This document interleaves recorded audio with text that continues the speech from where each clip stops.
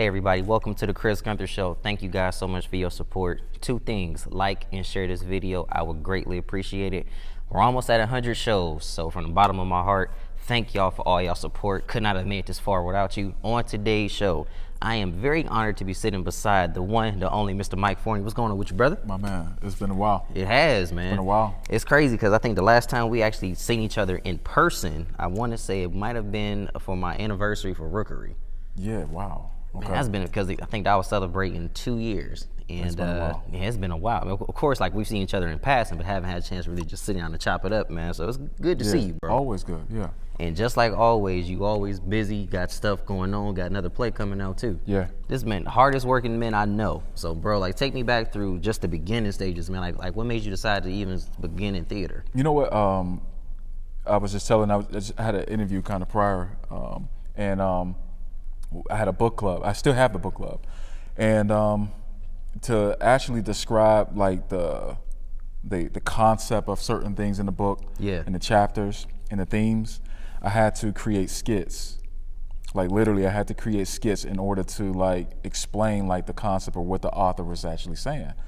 And so we had started doing that, X amount of times. And long story short, they had started asking me when I was going to have my first play. Yeah.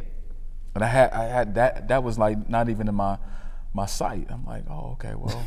Yeah, so it's just kind of like, well, maybe I'll try it, maybe I won't. Yeah, and I thought at that particular time, especially like my first play was He Loves Me, She Loves Me Not. It was actually dealing with relationships. And most of the book clubs at that time was dealing with relationships. And particularly the hot topic for me at that particular time was, I was going in and out of barbershops and different things and different discussions, and men and women were talking about, there was an interest in being married. Yeah. But the married couple, whether it was the man or coming from the woman's point of view, was always describing the most negative experiences that was in marriage. Yeah. And I just thought that wasn't fair. So I created my first show, was He Loves Me, She Loves Me Not. And it was here, and that was my first show, built off of it. I went with the relationships, and I did He Loves Me, She Loves Me Not, February 18th, 2012. So from 2012, you've done a lot more. You've done several plays, you've done books, you've done book clubs. What has made you just decide to even keep going? Because we understand that during the process, there's always something that will discourage you. There's always something that will happen that will make you say, I don't want to do this anymore. But what's made you decide to just keep going? You know what? The reaction, there was several plays back where I wrote something or I directed something, and my story, that show got like a reaction from the audience. Yeah. So at that time, I was like, okay, like, you have a responsibility. You can make them laugh, you can entertain them, or you can make them really appreciate or think about life in such a way that most people can't. Yeah. And I was like, that's my calling. I was always looking for my calling. I'm a musician. My father's a musician, so I grew up playing the drums in church. Yes. My brother's a musician, and my mother's a singer, and I grew up in the church. I'm still in the church. And I was always taught in the church, through my faith in God. God created us with a talent. He created us with a purpose. And so at that point in time, I knew, I was like, that's my purpose. Yes. So it didn't take a lot for me to keep my drive. Once I found my purpose, that was my drive. Yeah. So it's like growing up just like you. I grew up in church too, and the purpose of church is to basically help you find who God is. It helps you to stay focused. And a lot of people, they lose sight of that as they get older. How did you keep your focus on God even during those difficult times? You know what? Because, he had me in particular, like peculiar situations where, I believe it was Dr. Miles Monroe, he said that God will back you so far up against the wall that, and put you in certain situations that in order to get, your family can't get you out, money can't get you out, it just only God can get you out. Yeah. And so I'm making a name for myself, and I knew it, but in the inside, behind the scenes, I had my back against the wall so many times, and it was so firm against the wall that at that particular time, I could only wait for God to get me out or wait for God to tell me what to do next. Yeah. And so, 12 or 13 years later, I'm still sitting here, not saying that my back is against the wall, but with that experience, it keeps your feet on the ground. It keeps It really your back does. against the wall when Yeah, it's not, and so, yeah. I understand that. I understand that completely. Especially, being from here, you go through a lot of situations that would ultimately discourage you. But it's amazing to see you even keep going. Now, take me back to your very first play. What was that like for you? It was crazy. The first experience. I mean, being here, I was sitting here, and I was just meditating. I was thanking God first of all because, first of all, I'm still alive. Yeah. I come from a small city. We come from Youngstown, Ohio. Where not a lot of people make it out. Not a lot of people make it out, and death is always around. Even if it doesn't affect you, you hear about it, and it affects someone that you know. Literally. So it's a very humble experience. So I was sitting here meditating, and I was like, wow, Lord, you brought me so far. I'm in 2019, and I'm not just about plays anymore. Like we're birthing and expanding into film and TV now, and I'm like, this is where it all started. And when I look around at the place, and so anyway, my first play, it's a funny little story. It was 2 hours and 45 minutes long. Yeah. And so I remember in the middle of this show, He Loves Me, She Loves Me Not, the technicians calling me on my headset and saying, hey, Mike, it's 10 o'clock. If you go another 20 or 30 minutes past the time, it's going to be a charge. Yeah. And so I actually had to, the world doesn't know this, they're going to hear it now. I actually had to figure out a way to close the play and stop it without taking away from the story. Yeah. Which I was able to do. I lost 4 to 5 leading actors 2 days prior to the show. Wow. So at that particular time, as a writer, I have to figure out a way how to tell the same story without the lead actors and the characters. I had no reserves, no understudies to take the place. So I had to rewrite, redirect, reanalyze my vision to figure out, because now people are, the show is halfway sold out. I can't cancel it. Yeah, and So- it's like, man, I gotta really think on the spot right Yeah, here. so my first experience, it was just that, the first time experience. I didn't have a backdrop, where, you have like the house and nothing like that. It was just chairs on the stage and an area over here where we'll do that, and then an area over there where we'll do that. It was totally an experience I'll never forget. But look what came out of it, though. You learned how to do things on the fly. You learned who you cannot depend on anymore. Absolutely. And you also learned this is what I'm made of. Like I'm been through some stuff, and now it's leading to this moment. Even sometimes at the last minute when things aren't going good, you still can adjust, you still can adapt, and you can still keep moving forward, man. So 7 years in now. 7 years. What have in. you learned about yourself during the 7-year process? You know what? That's a great question. I learned that I am my biggest asset. Wow. I am who I am. You know what I mean? I used to, when I was coming up, resources are, when you have a dream, and you have to get resources to afford that dream. You have to sow into that dream. You have to invest into that dream. Which, by the way, if you ever want to invest into the Chris Gunther Show, Cash App Chris L95. Absolutely. Like you were saying. Absolutely. Definitely, man. And so you have to do those things. And so I remember I was telling my vice president, I was telling Michelle, I was like, man, I remember we used to always look to seek money out, just, hey, we need $1. And then in the years past, I am money. Wow.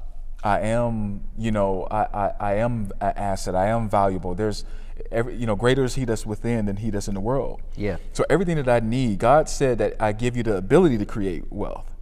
So everything that I needed for all these years, I created from within. Wow. And I found a way to do it. I had open mics like crazy. I remember you hosted one of my open mics. sure did. So I made money off of that. That was fun, too. I made money off of the book clubs for memberships. I made money off of events that I created. And I collected that money, I saved it, and I might have worked an odd job or two, and I built my plays, and then next thing you know, my plays built everything else for me. You see, most actors, even when they're in between gigs, they still do take on a little side job. They still have to, bills get paid. Yeah. And, sometimes roles come slow to them, so they have to figure things out. So what advice would you even give to those actors that maybe have to work a 9 to 5 just to even get by? You know what? Don't stop. Don't stop doing it. And I'll say this, and I won't say it from a personal standpoint, but I'll say it from a business standpoint. Michael Anthony Productions, which is one of my companies, which is my theater, film, and television production company, every actor that is on board with us, they get paid. Yes. There's a contract. We feel for what we educate you and we train you wise that we know that. We know that, and we know better to have you, be a part of what we're presenting and what we're producing, and not compensate you. Yeah. So number one, if you're going into acting and you got the experience, demand a check, demand to be paid for your time, because this is your dream. Yeah. You might can put that money up and put it into something else so you can continually act, and don't give up. Don't give up. Travel. Get outside of your region. Youngstown. I'm a Youngstown person. You're a Youngstown person. Southside born and raised, man. East side born and raised. See what happens when we come together? And so we have a lot of pride. Yeah. Because we know, and I know, looking at that audience right now, y'all know just like I know, that we were always the last to find out the latest trend. Always. We were always the last to get the visit from the hot celebrity. Matter of fact, most celebrities came to us when they were like dead broke. Yeah. And so we have a lot of pride in our city because we didn't want to be recognized for just murder only and going to someone's funeral. And so because of that pride, secretly, you don't see it, but we kind of like pride ourselves in being home and home based and not getting outside of the area to sow a seed into your dream. Yeah. So get out there, man. Get out there. Pick up the Essence magazine. Study your craft. YouTube people like Tom Cruise and Megan Good and all these other actors and actresses that are doing it in the industry, and then work with reputable production companies that are actually doing something. Yeah. Yeah. And it's very interesting how working for a company that is going to do something. Now, I want to ask you this because you are extremely into theater. You've been an actor yourself. Mm-hmm. So we do see the things going on with a really well-known actor known as Jussie Smollett from Empire. Okay. And most people would say that it was real until all of a sudden you see the things that are going on with the evidence coming out saying that he staged it. But the question I would like to ask you is, because it has been reported he did it because he wanted a contract raise. He did it because he wanted a salary raise on his, show Empire. Mm-hmm. You somebody who does business, you somebody who actually knows the business side of things. As an actor, how important is it that you get with a great agent that they can get you that contract versus just getting you something to get you by? So in the event that they want a raise and the contract people don't give them a raise, now they have to go out here and basically stage something. Well, the first thing is when that situation happened, I was near to that situation as far as reading it and learning about it. Because that industry I'm in now. I am my own independent producer like Lee Daniels is, and so now we're jumping into the industry of television. So we were paying attention to that, because this guy is subsequently expressing that he's not getting paid enough. Yeah. Now, in the eyes of someone that is a father versus someone that's not a father, and I'm not excusing for whatever he wanted. Right. I think you were getting some great money. $20,000 per episode. That's you did a lot of episodes, and we all know that. In 5 years, compared to Terrence Howard and Taraji P. Henson, they're getting $175,000 per episode. Actors got to be disciplined. You got to be disciplined. You got to use what you got. I didn't get my first $20,000 until some years after I've been in the business for a while. Yeah. Before I got other money that I've never seen. Yeah. So it takes the discipline. But when that money comes, you got to know what to do with it. But anyway, when it comes to an agent, first of all, get someone who you are their best interest.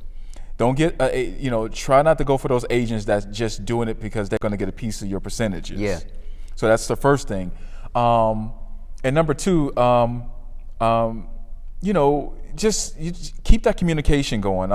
What is your thoughts, and express that, whether it's between your attorney or your agent, and your family. Like, have conversation with your director. My actors, if you're looking for a raise or something like that, talk to me. Yeah. And I don't know what was going on between him and Lee Daniels. Lee Daniels was actually, at one point in time on his social media, he was actually fighting for Smollett. And then when we learned what happened to Smollett, I'm like, well, he wanted more. He's doing it at your show. So is this something that he didn't let Lee Daniels know? Yeah. I know in my company, we actually, we press the issue to become your agent, because we don't want our actors and actresses to lose momentum. Correct. Yeah. That we're giving them. Like, we know we're of value by now, and that's not an arrogant thing. That's through hard work and through consistent and years and years of creating and producing. But with our actors, we press the issue to become their agent, so that way they're protected, and then our business is protected as well. Because some of these actors, if they go somewhere else and they go do this show over here, their brand or their person that momentum might decrease, and we're like, man, we're not gonna. We're going to put you in our show, and it's not personal. It's like we might lose interest if we put you in our show. Yeah, and that's a really great point. And something else that you actually mentioned, brand, man. Like, how far has your brand come from 2012 till now? It's here. We're at that point where we're expanding it. Yeah. It was Hot Topics. It was Hot Topics. Everyone knew it for Hot Topics. And then after a while, when we were dealing with the Steve Harvey camp through Shirley Strawberry, I never forget, she had asked, Mike, they want to know who's behind Hot Topics, who is Hot Topics. And I was always shy, very embarrassed about putting my name on anything, because I come from a smaller city. Yeah. And more than likely, you're going to hear praise, but you're going to also hear a lot from the haters. Oh, yeah. You're going to hear from the haters. That every day. So that had infected me a little bit, because, I'm a really good dude. I'm a really great guy. And I had heard things about me that I thought was just like, whoa, like, you know what I mean? I'm like, really, Yeah. But it was a taste of success. Success comes with that, and it's not personal. It's not personal towards you.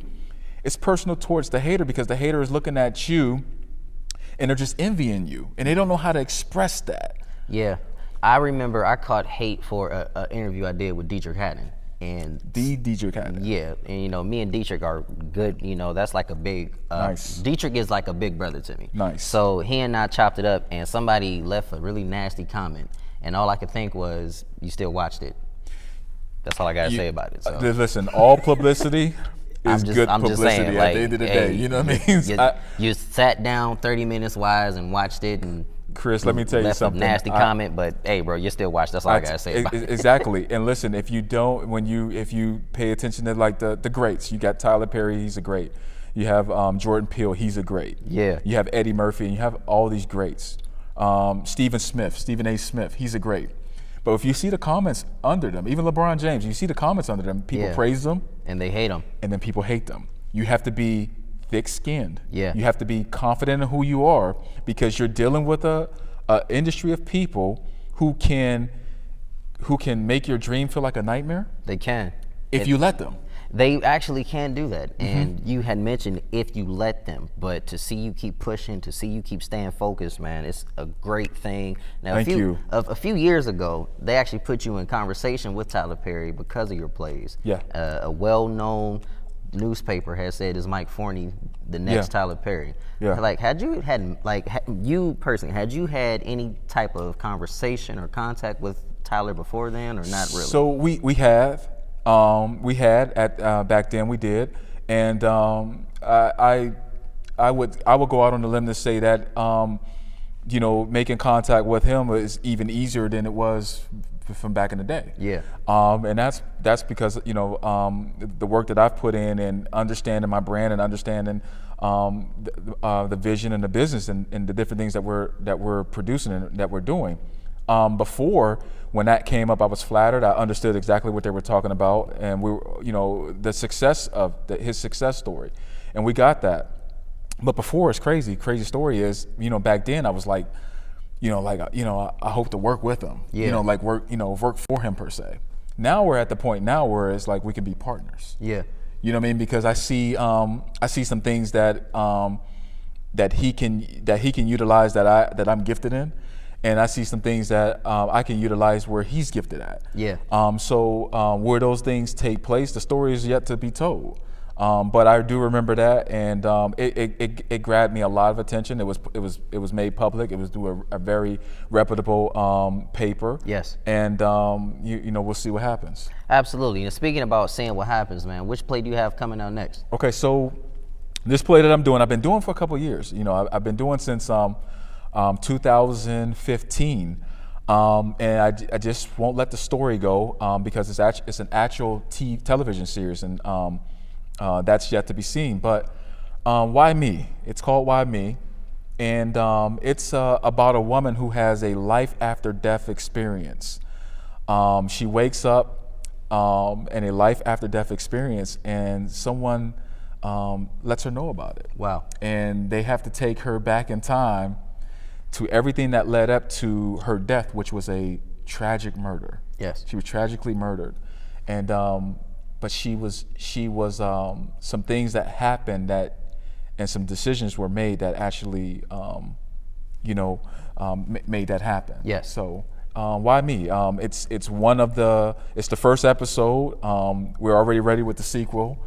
And so, yeah, we're going to show it one more time. We're doing an encore tour. It's going to be opening night. It's going to be here in this edifice on Saturday, April 6th. Saturday, April 6th. So it's going to be here Saturday, April 6th. So how can people get access to the tickets? They can get access to the tickets this way. They can go online, www.youngstownsymphony.com, or they can go to my website, www.michaelanthonyforney.com, and get those tickets. I think it's on Eventbrite. It's all over. Yes. The house is halfway sold out now. It's already halfway filled. So for those of you that like doing stuff last minute, you might want to hurry up and hop on it. You know what? And I get why we do that. But I can't stand the fact that we do. And the thing is, it's always black folks that do it. Like, it's the stigma. I'm sure there's other races that do it, but predominantly it seems like we always late to stuff. We always last minute. That stuff is annoying, man. You know what? In the past, it's definitely been stressful because, as a producer, I'm not only the director, I'm not only the writer, but I'm also the producer, which means I handle all the finances. I pay everyone that needs to be paid. Yeah. And at the end of the day, before I get my check, before I pay myself after I pay my team, I'm last. Yeah. You know what I mean? So it is stressful because you're always watching the tickets and seeing how they're going. But nowadays, because I've been consistent, I've took my bruises, I've took my marks. Yeah. It's not as bad as it used to be. We're still a little bit last minute, but it's not as bad as it used to be. Well, for those that's last minute, for those of you that are last minute, rather, hurry up and get them tickets to come out and see Mike Forney. Before we head out of here, man, if somebody wanted to connect with you about any productions or maybe wanted to partner up with you with anything, how can they do that? They can definitely do that. And that's happening. We're going to be flying out to Charlotte. We just got some news about something in Texas, so I'm open for business for that. So if you want to contact me, whether it's director, producing, just advice or anything, go to my website. I got a message board. Just click it, leave your name, your contact information, your email, and one of my representatives will get back in touch with you, and we'll see what happens. Well, I greatly appreciate you taking this time. Ladies and gentlemen, Mike Forney, Why Me premieres right here in Youngstown, Ohio on April 6th. Make sure you guys get out here. Cash App Chris Gunther. Listen, support my man. I'm not going to tell you what he told me behind the scenes, but he has a heck of a vision. We're going to see what we can do to help with that. But Cash App my man, donate to him because I see where he's coming from. He's very genuine, authentic, and I look forward to some great things, hearing more great things, man. Appreciate you, man. Nothing else needs to be asked. Be sure to like and share this video, The Chris Gunther Show with Mike Forney. God bless. I'll see y'all next time. Yep.